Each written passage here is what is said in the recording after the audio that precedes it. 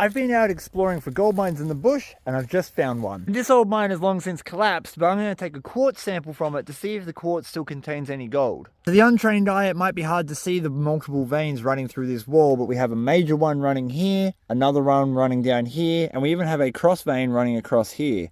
When you're sampling for veins, you want to look for the most messed up quartz. Or in other words, the stuff that's got the most stuff mixed through it. Most of this is pure white quartz and it's probably worthless. Right down the bottom here we have a very tight pinched out vein, and this tiny little vein here has everything I'm looking for. A lot of iron, a lot of compression, and a lot of heat. Safety squint is mandatory at this point. Squinting! Still squinting!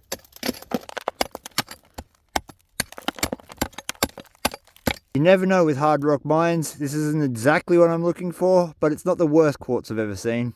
Time to crush it.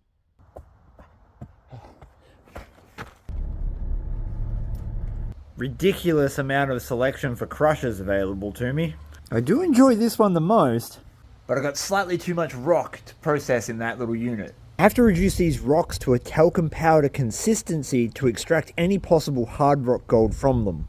And that's because free mill gold can be extraordinarily small, down to 1/300th of an inch. That's where my RC1 rock crusher comes in.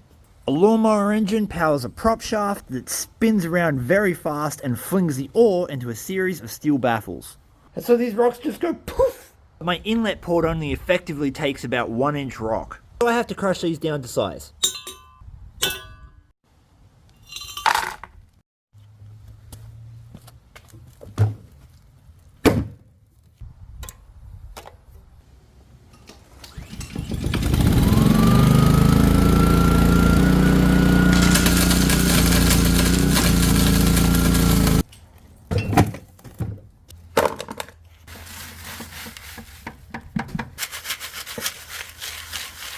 Do a quick second pass on this stuff to make sure all the chunks are busted up.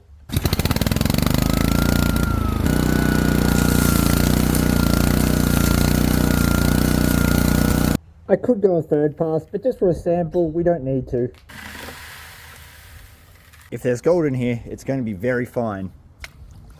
The main challenge when it comes to hard rock gold mining is the sampling process. Most gold is associated with quartz, but most quartz is completely barren of gold, meaning that even inside a gold mine, where they were actively digging gold-loaded quartz out of the ground, it is highly unlikely that you're going to ping the one vein that has gold in it.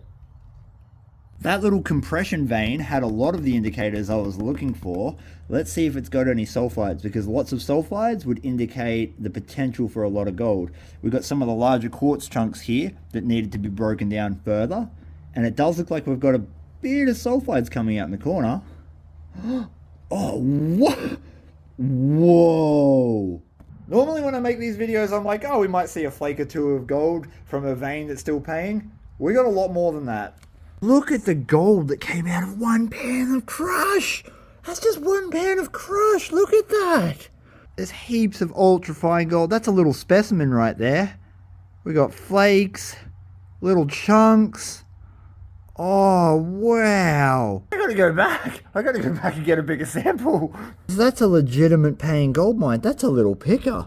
If the old timers bless us, there is going to be a bunch more of this where I got this sample from.